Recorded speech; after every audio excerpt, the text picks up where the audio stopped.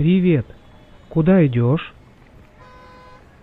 Да вот, несу собаку ветеринару показать. Что-то с ней не то. Так ты же вчера ее носила к ветеринару. Да, но вчера его не было. Он уехал на вызов. И мне сказали прийти завтра. Вот и несу.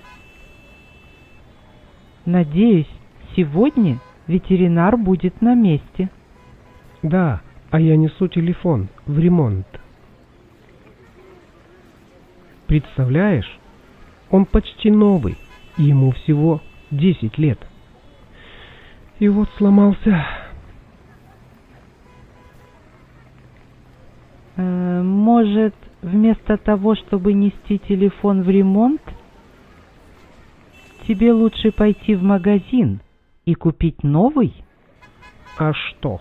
Это идея. Сделаю себе подарок на день рождения.